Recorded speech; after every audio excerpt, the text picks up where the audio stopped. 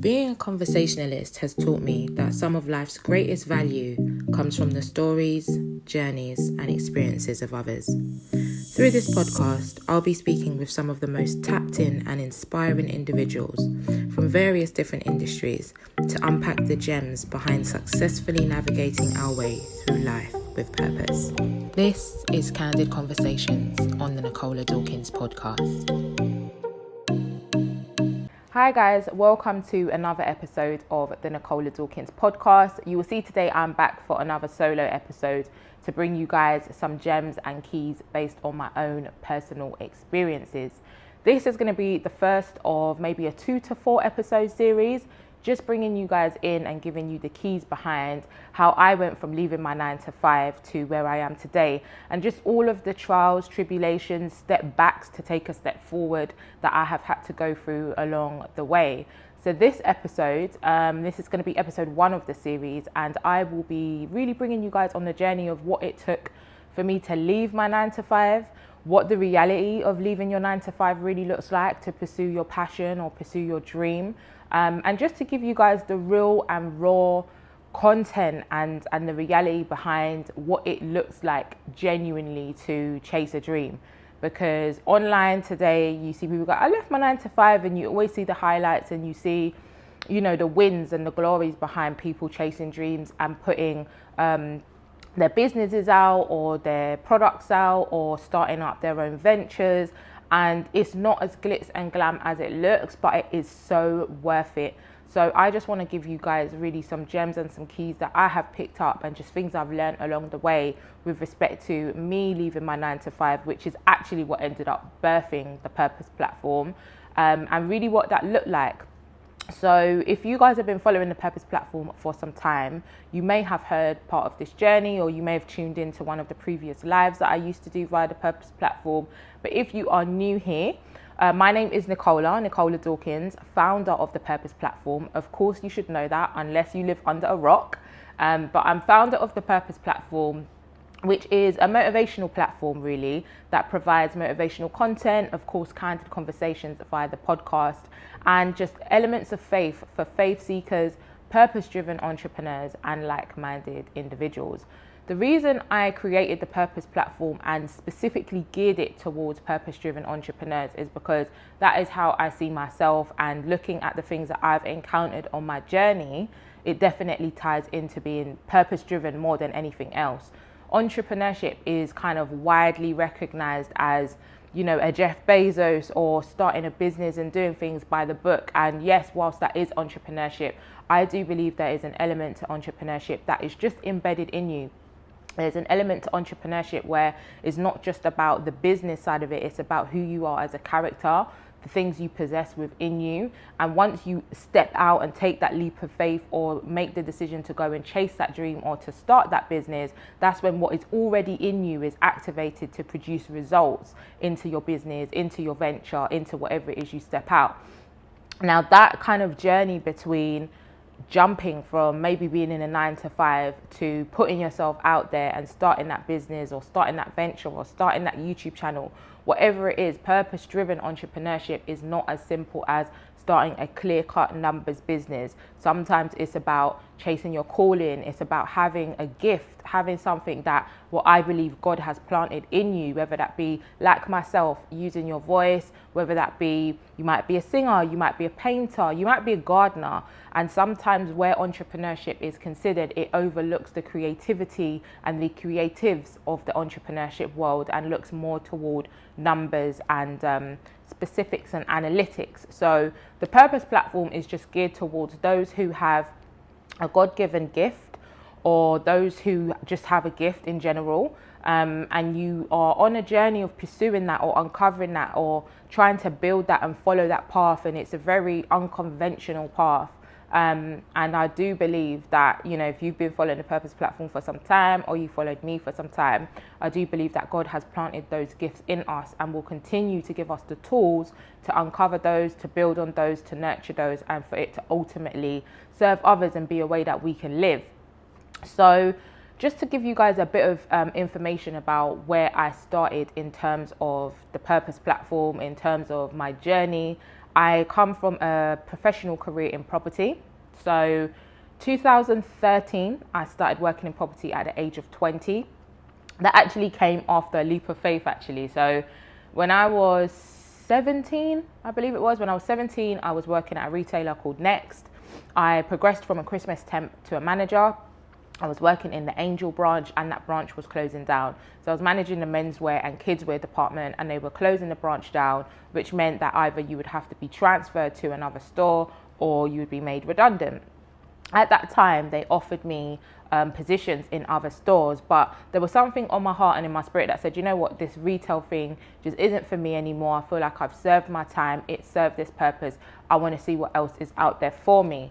At the time, I was toying with the idea of getting into the property industry. Now, I had no property experience, nothing like that, but I knew what it entailed as an individual, what sort of qualities you had to possess to be successful in the property world, because I knew a couple of people who were working in the property world, and they were able to assist me and kind of guide me into, right, this is how you want to sell yourself in an interview, and some of the qualities I possessed, they possessed too. So it just made a lot of sense in that journey to go, right, I'm going to take a leap of faith. I'm leaving my job. So my first leap of faith was leaving my job in retail to pursue property. I took redundancy. I was unemployed for 12 days, just 12 days. But 12 days later, I was employed by an estate agent, which I started my career at the age of 20 in property. And I feel like that was the birth of making me kind of who I am today and introducing me to things like credit. We're not going to get into credit, but if you watched one of the earlier episodes, you would have found that I do have a credit building ebook, and I've kind of dabbled into that world just because I learned from a young age that I had really annihilated my credit in essence, but I built it from very poor to excellent. And there is an ebook which exists that I co-authored with a chap called Darren Monuro, and it is available now. So small plug. But that's where I learned a lot of life lessons, is starting to work in property. So I had a very successful 6-year career in property. I worked my way up from being just a viewer to a full-time senior negotiator. I won Lettings Negotiator of the Year for 4 consecutive years. I was promoted to a manager, and everything. For those of you listening, there was literally just like a little fly here in the studio. So my apologies. We proceed. So everything was going well for me in property. There was no real logical reason why I would get up and leave my job after 6 years of a successful career in property. However, sorry, the fly wants an opportunity to say it's 2 pence, but we're not. So yeah, there was no good reason for me to leave my job, apart from the fact that it was tugging on my spirit that now is the time to up and leave and pursue your passion. My passion was wedding planning and events. I'd always been a keen event planner. If it's a family party, if it's putting on a little soiree of my own, all of my birthdays, I've always had a huge love for entertaining and events. And I thought, how old was I? So that was in 2019. So I was around 27, I believe, at the time. 30 now, 2022. So I was about, 27 at the time, I believe. 26, 27 at the time. It was in May, just turned 27. And I decided to take a leap of faith, again, leave my full-time successful career in property to pursue wedding planning and events. Now, it was scary, I won't lie to you, because I was earning really good money in property. I knew I was good at it, but I thought you owe it to yourself to try and experience and just go and do what it is that you love. And I encourage anyone listening or watching right now, if there is a passion on your heart, something you've always enjoyed, something you've wanted to explore, don't be afraid to just jump out of the boat and go and do it. We have one life. We literally just have one life to live. And if there's something you're good at, or there's something you enjoy, something you're passionate about, you owe it to yourself to go and do it, to go and give it a try. And it may work out and it may not. And I think that's one of the biggest misconceptions with leaving a 9-to-5 is people think you jump out of that boat and hey, you go swimming and you fly. And I don't know if you've seen this Steve Harvey clip, but he spoke about taking that leap. And when you jump, but you jump off a mountain and there are bumps and hits and you graze your knee and you might break your ankle. But is such a beautiful journey, as brutal as it is. And I know that sounds like so contradicting, but genuinely just take that leap, or try and experience it for yourself, or find a way that you can include it in your everyday life. If you're not ready to just leave your job, find a way that you can implement it into your schedule to see if it is something worth pursuing. So anyhow, I said to myself when I was leaving, right, what I'll do is a bunch of savings. So I had a nice healthy pot of finances beside me, thought nothing could go wrong. I leave, I go do this internship, and then I go get a job in wedding planning and events. That was my plan. I said, if I don't enjoy it, I'll come back to property. I know I'm good at property. I know I have a great relationship with the company. I can walk into anywhere and say, these are my accolades, give me a job. And in that world, in the sales industry, if you can sell, you're going to get the job, basically, 9 times out of 10. So I had a foolproof plan. Left, done the internship, loved it, really enjoyed it. But I found on that journey that even though wedding planning and events was my passion, it wasn't my purpose. I enjoyed it, but it wasn't what I wanted to go ahead and do for the rest of my life, which was a shock to me, because I was like, I saw myself, I don't know if you know Mindy Weiss, she does like loads of the Kardashians events. I saw myself as the Mindy Weiss of the events industry in the UK. I said I'd be planning events for like all these high-end celebrities. I really thought that that was my life's dream, my life's purpose. But actually I realized, one, it is not as glitz and glam as it seems. There's a lot of labor behind it. And it just didn't fill me in the way I thought it would. The difficult part of that was, my plan was, if I didn't want to go ahead and do wedding planning and events, I head straight back to property. However, God said, I've brought you out here now. It's time to walk this road with me. And I found myself at a crossroads, because I could either step back, but I knew that property and the job I was in at the time wasn't maybe my purpose. Again, it's something I enjoyed, something I was good at, but I knew that God brought me on that road to uncover and show me more things. So I said, okay, I see you, we'll walk the road. Like I said, I had my savings, so all my bills could continue to be paid, and I was ready to pursue and walk this journey with God. And that's one thing that you have to know, is when you do have a plan and you do take that leap of faith, or you do take a left or a right in life, your left or right might not be the path that God chose for you. However, nothing is in vain. So don't think that if you've left or you've gone into something and you thought that this was going to be it, and it turns out this isn't it, you haven't failed. You're not behind. You're right on time. The experiences that you've taken from it will always, honestly, as this series continues and the different parts begin to unfold, you will see how everything comes together. Every experience you've had from a child to now, when you kind of meet and marry your purpose with your life experiences, you'll realize why you had to go through each step, because it genuinely brings you to where you are supposed to be. So anyway, I walk this road. I pray. This is the time where my relationship with God started to become stronger. So it's the end of 2019 now. I pray on it and I decide, right, what can I do with what I already possess? What I possessed was a lot of credit information. And I thought, right, I like events. I've got a lot of credit information. Let me go out and start doing credit building events and create something on that spectrum. Just again, pursuing that entrepreneurship, purpose-driven entrepreneurship side of things. So created a brand, started doing some credit building events and masterclasses, and they went really, really well. The reception to the brand I was building was going really well. But again, I didn't feel fulfilled. I didn't feel like this is it. I knew what I was doing was great and it served the purpose, but there was still something more in me. I still felt like, this is great, but is this what I want to do for the rest of my life? Is this my life's calling? I don't know. And again, those sort of things is what throws us off and what makes us run back to our comfort zone and go like, nah, I need to go back. Let me just go back to property, or let me go back to doing what I know it's safe. It's got a paycheck at the end of the month. Let me just go and do that. But again, I just encourage you to embrace these moments, because like I say, as I continue to unfold all of this for you, you will see how everything works together. Nothing is in vain.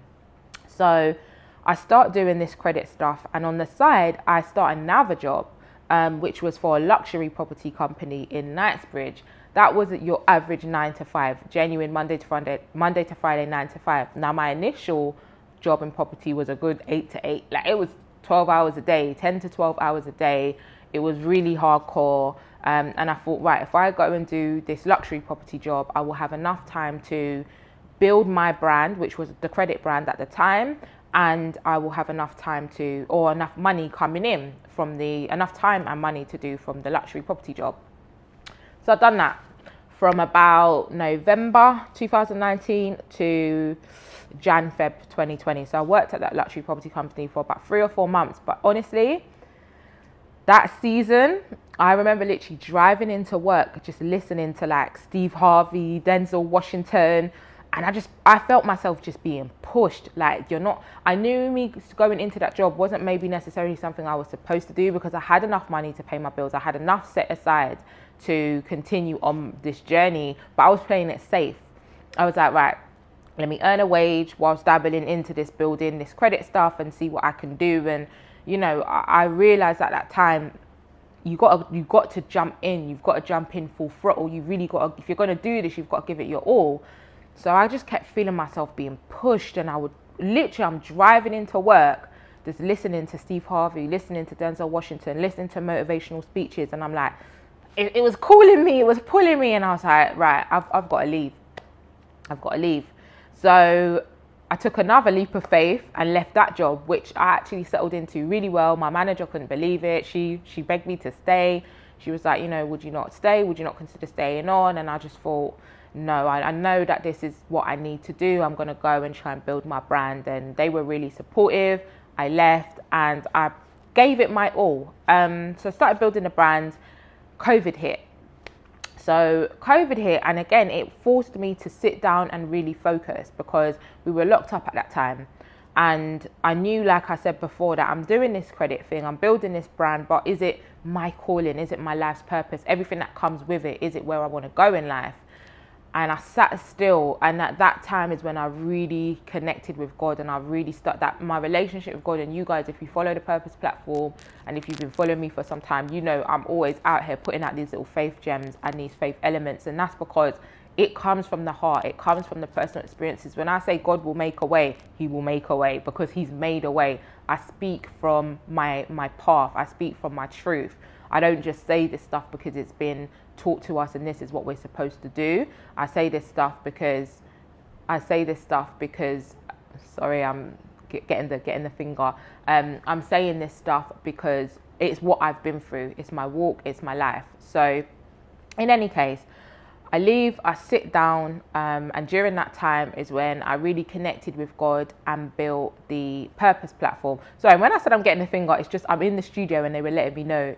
I told them to tell me when it's a particular time. So it's not a middle finger, it's just the finger, the timing finger. In any case, that's when I started to go ahead and build the Purpose platform. The Purpose platform, like I said to you guys in the beginning of this video, is a motivational platform for purpose-driven entrepreneurs, faith seekers, and like-minded individuals. Now you've heard my journey, I hope that it makes sense. So that is how the Purpose platform was built, is from taking these leaps, taking these jumps, experiencing everything along the way, and then realizing that motivation, driving to work, listening to Steve Harvey, listening to Denzel Washington, listening to the motivational speeches, and how that helped me and pushed me into my zone, is what encouraged me to make the Purpose platform, and what really opened my eyes to understanding that actually listening to people's stories, listening to people's motivation, listening to their personal journeys and what it looked like, how that helps, and how it can encourage someone else the same way it encouraged me to go and pursue your purpose. So the Purpose platform was built. Purpose platform was built May 2020, and I started putting out the motivational content. I started building a planner. So you probably would have heard in a previous episode as well, I created a planner called the Daily Intention Planner. And that was because during the time of lockdown and when I was even building a Purpose platform, I had to be very intentional about my days for it to really reveal to me where I was in life and the path that I need to take. So just taking my own practices from the affirmations, the daily prayer requests, the gratitude, the day's priorities, and just leaving that space for creativity. That's what I done, and that's what got me to the place of building the Purpose platform.